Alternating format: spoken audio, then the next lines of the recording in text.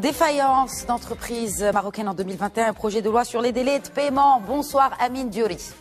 Bonsoir, merci de me recevoir. Merci à vous d'être avec nous. Toujours un plaisir Amine Diouri. Je rappelle que vous êtes directeur études et communications d'Inforisque. Inforisque bien sûr qui est, rappelons-le, le baromètre de la santé, mais pas que, mais surtout de la santé des entreprises marocaines, TPE, mais aussi PME et grandes entreprises. Alors, une présentation, chiffres clés. Moi, c'est ce qui a retenu mon attention, c'est cette hausse quand même vertigineuse, plus 58% par rapport à 2020, de défaillance d'entreprise, bien naturellement.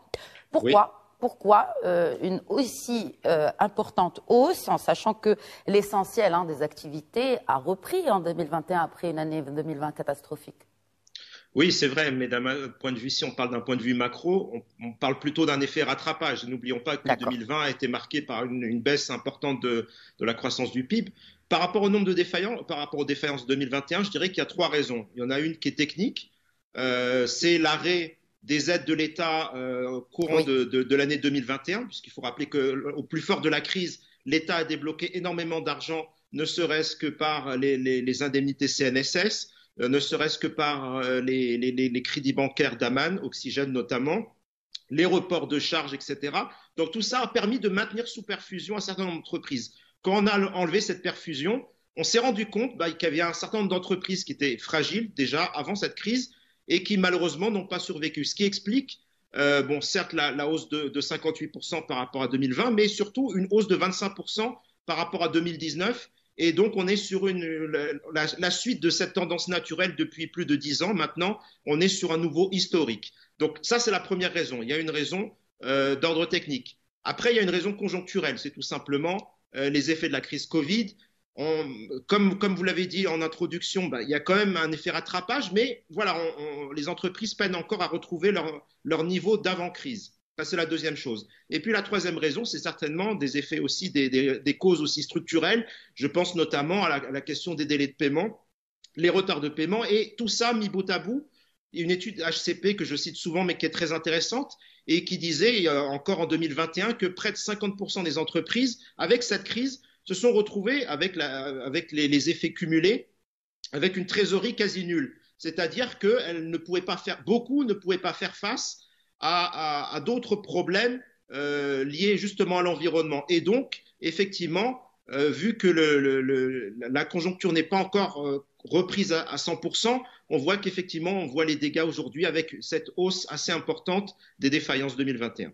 Avant de parler, n'est-ce pas, avec vous, Amine, de ce projet de loi sur les retards de paiement ou les délais de paiement, donc finalement, avec ou sans Covid, les choses n'ont pas réellement changé en ce qui concerne les défaillances d'entreprise, mais aussi ce qui a retenu mon attention dans cette étude d'Inforisque, c'est que par secteur, les services ne sont pas cités. Pourquoi? Il y a bien sûr le commerce, l'une des activités les plus touchées par les défaillances d'entreprise, oui.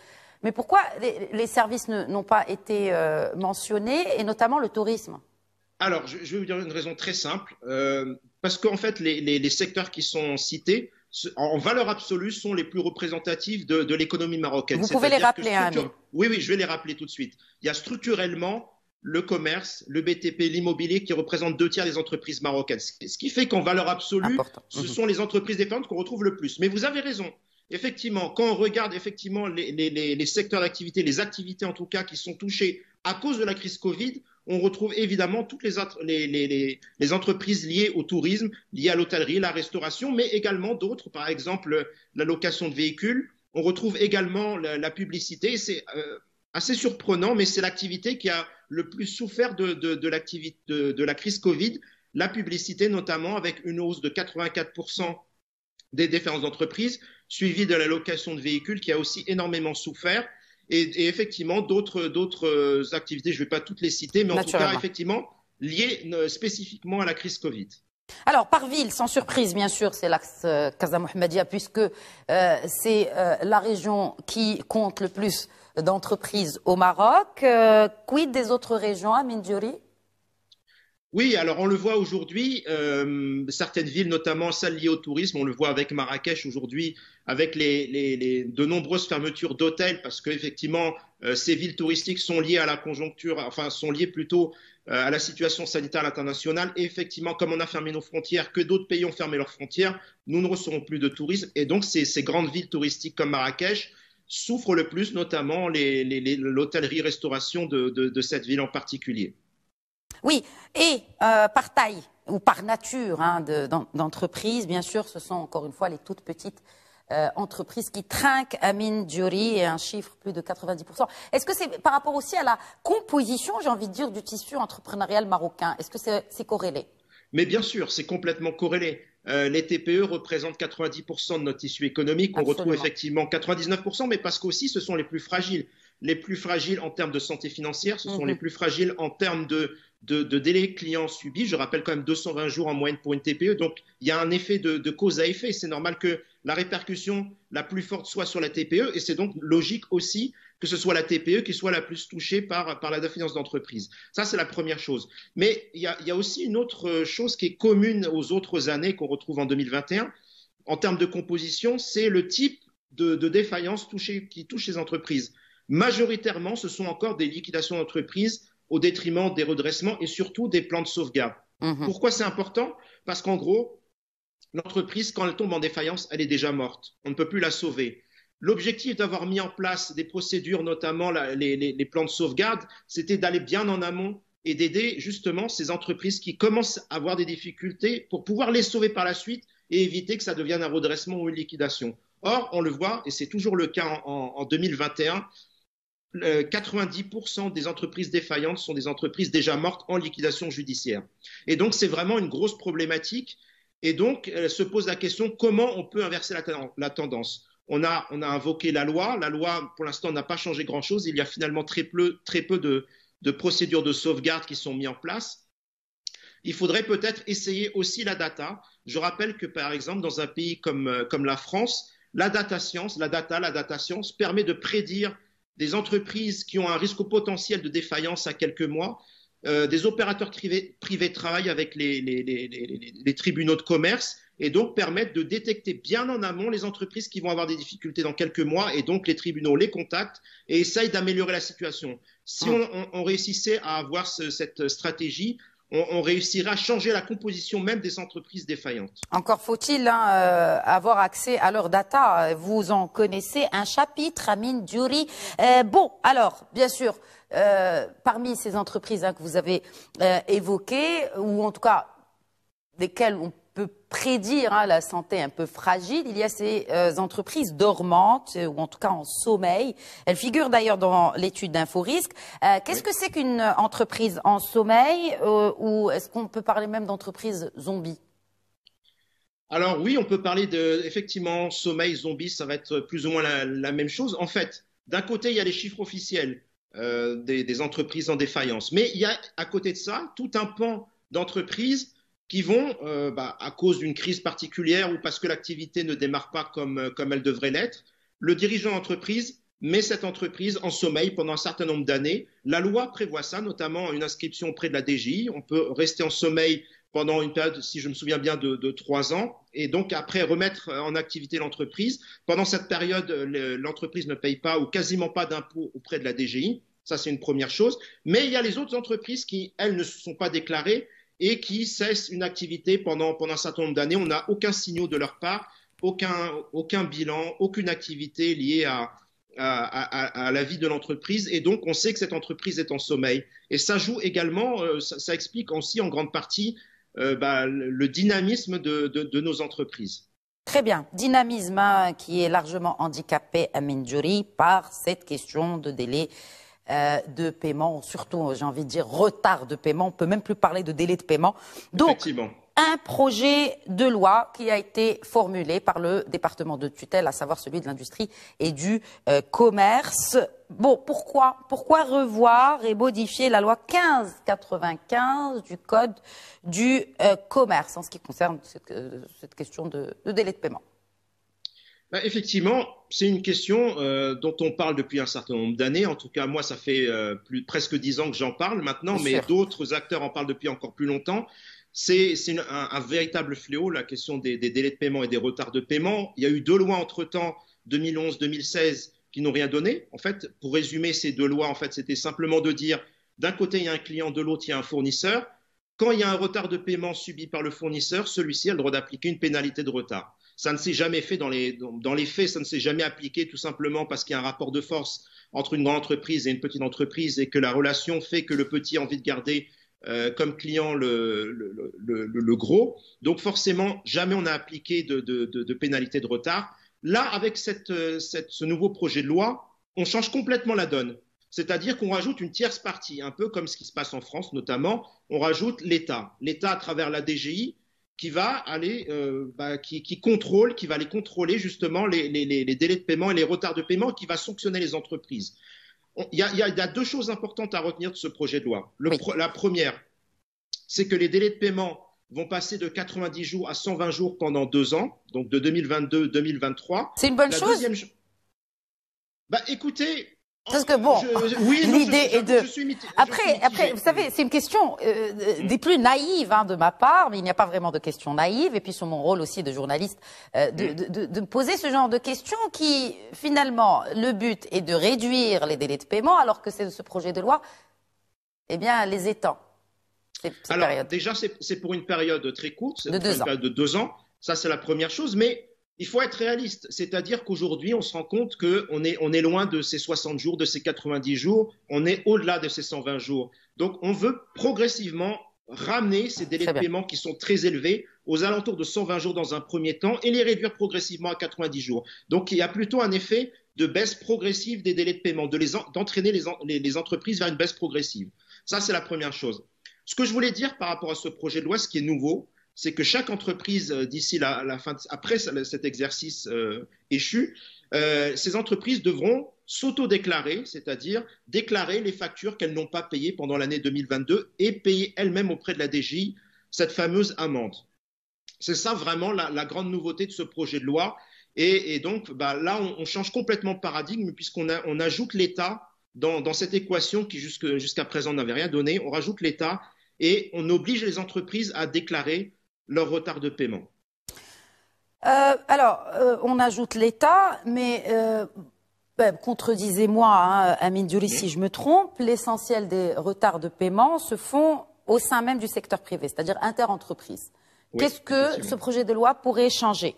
Est-ce que le fait qu'il y ait, qu'on impose en tout cas une amende à l'entreprise qui a failli à ces délais de paiement fera que les choses bougeront de ce côté du secteur privé interentreprises?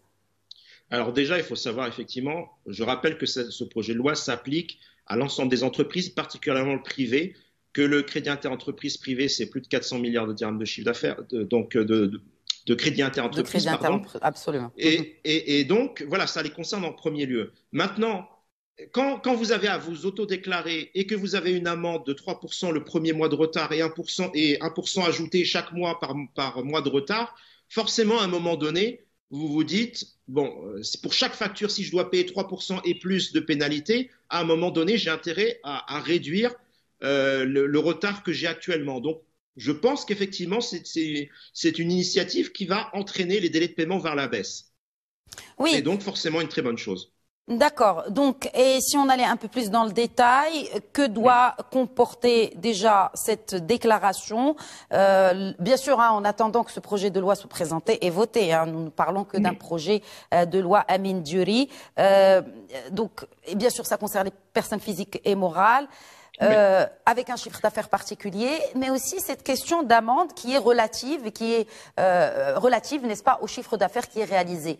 Si vous pouvez nous en dire un peu plus et nous expliquer un peu davantage, ou plutôt les avantages de ce projet de loi en ce qui concerne les délais de paiement. Alors, dans le détail, ça concerne des factures de plus de 10 000 dirhams hors taxe. Les pénalités seront calculées facture par facture pour tout montant supérieur à 10 000 dirhams. C'est-à-dire que pour chaque facture supérieure à 10 000 dirhams, on va voir le retard de paiement et là-dessus, on va calculer une pénalité de retard. Ça, c'est la première chose. en termes de taille d'entreprise concernées par la loi. Donc, ce sont les entreprises de plus de 2 millions de dirhams de chiffre d'affaires, hormis la première année où ce sont les entreprises de plus de 10 millions de dirhams de chiffre d'affaires qui déclareront les factures en retard. Par la suite, à partir du 1er janvier 2023, les entreprises de moins de 10 millions de dirhams s'auto-déclareront par la suite. Donc ça, c'est effectivement en rentrant dans le détail. Après, autre chose, c'est que l'État, à travers la DGI, a un pouvoir de contrôle justement des déclarations qui sont faites, parce qu'on peut très bien se dire. Alors attention, chose importante aussi à savoir pour les entreprises, c'est que ces déclarations doivent être certifiées par un commissaire aux comptes oui. ou un expert comptable, pour s'assurer qu'effectivement il y a la totalité des factures qui sont déclarées. Donc voilà, il y a un certain nombre d'éléments, je pense, qui sont très précis. Et cette déclaration, elle va comporter un certain nombre de volets. Le premier concerne l'entreprise qui déclare, et l'autre, ça concerne plus spécifiquement chaque facture qui va être déclarée. Donc des factures qui n'ont pas été payées, des factures qui ont été payées en retard. Et donc on va rentrer vraiment dans une usine qui va être assez compliquée, je pense, pour les entreprises déclarantes, parce que ça va être une autre déclaration à faire, mais qui sera extrêmement complète et qui sera ensuite collectée par la DGI. Alors, collecter, que devrions-nous faire de ces données, de cette data? Parce que vous parliez de l'importance de la data, Amine Djouri. Bien sûr. Et on en fait quoi d'abord, surtout en ce qui concerne, est-ce qu'il y a une loi qui encadre cela, notamment éthique, par rapport au partage de ces données relatives aux entreprises? Et une question du rôle, encore une fois, de l'Observatoire des délais de paiement. Justement, les données seront collectées par la DGI. Les mauvais payeurs, entre guillemets, c'est-à-dire les entreprises qui auront des retards de paiement les plus conséquentes, leurs noms seront transmis à l'Observatoire des délais de paiement. Donc on rentre dans un certain Est-ce qu'il est réellement actif aujourd'hui, cet observatoire, Amine Djouri? Il est actif puisqu'il s'est déjà réuni à plusieurs reprises. Non, mais je veux dire de résultats. Il a sorti. Aujourd'hui, la résultante aujourd'hui de ce projet de loi, c'est en partie c'est des acteurs de cet observatoire qui ont fait des propositions et qui ont permis, notamment la CGEM. Le projet de loi cite expressément notamment la CGEM comme partie prenante à ce projet de loi. Donc effectivement, les parties prenantes de cet observatoire ont participé à ce projet de loi et ont permis d'enrichir justement la réflexion sur les délais de paiement et concrètement sur ce qu'il aurait fallu faire pour améliorer les différentes lois qui existent aujourd'hui. Et vous pensez que ce projet de loi répond vraiment à ce qu'il faut faire pour enfin en venir à bout ou peut-être même, je dirais pas complètement éliminer ce fléau, mais en tout cas le réduire de manière significative? Pour moi, la question des délais de paiement, elle se pose à deux niveaux. Il y a effectivement la loi. Je pense que ce projet de loi apporte quelque chose de complètement nouveau et qu'on est plutôt dans le bon sens. Et il y a la data, comme vous l'avez dit, la data qui permet d'anticiper parce que une entreprise, une fois qu'elle a à faire face à des impayés, il est déjà trop tard. C'est-à-dire qu'elle est déjà en difficulté et qu'elle doit déjà essayer de trouver des solutions pour ne pas mourir.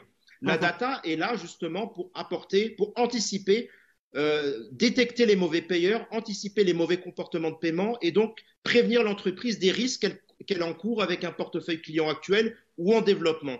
Et donc les deux, à mon avis, sont complètement complémentaires. La loi d'un côté, la data de l'autre. Et avec ces deux chapitres-là, je pense que l'entreprise, on aura des effets significatifs au niveau de la réduction des délais de paiement et des retards de paiement que ces entreprises subissent aujourd'hui. Est-ce que vous pensez, dernière question, Amine Djouri, parce que là on parle réalité, on parle terrain, est-ce que vous pensez que le mindset des entreprises, en tout cas des chefs d'entreprise marocains ou marocaines, pourrait être favorable à l'idée? Comment accueille-t-il cette idée de l'utilisation de la data? Vous êtes le mieux placé pour en parler. Bien sûr. Déjà, première chose par rapport à l'utilisation de la data, c'est aujourd'hui comme une simple déclaration que vous faites chaque année fin mars, que l'entreprise fait fin mars. Voilà, ce sera une autre déclaration qui sera faite auprès de la DGI. Je pense que ça ne pose aucun problème de déclarer toutes les informations de l'entreprise à la DGI. Donc, pour moi, ça ne change pas grand-chose en termes de protection des données. C'est une autre déclaration qu'on fait auprès de la Direction générale des impôts. Maintenant, concernant le mindset, il est évident que là, on tord un peu le bras aux mauvais payeurs, c'est-à-dire que là, on leur laisse plus le choix, c'est-à-dire que bon, vous êtes obligé de déclarer vos factures en retard à l'État, l'État qui contrôle, l'État qui peut demain envoyer donc faire des contrôles auprès des entreprises, de toutes les entreprises qu'elles souhaitent contrôler, et si jamais elles se rendent compte que certaines factures ou certains débiteurs n'ont pas été déclarés, on peut vite, enfin les amendes peuvent monter encore plus vite pour défaut de déclaration. Donc là, effectivement, c'est même plus une question de culture ou quoi que ce soit, c'est vraiment l'État prend son rôle de punisseur entre guillemets des mauvais payeurs. Ouais, exactement, de gendarmes. Merci Amine Diouri pour ces explications. Je rappelle que vous êtes donc directeur études et communications d'Inforisque. En attendant que ce projet de loi voie la vie et soit peut-être voté dans sa mouture initiale. En tout cas, nous allons certainement revenir sur le sujet, notamment en votre compagnie dans Questions d'actu. Merci Amine Diouri. Merci à vous.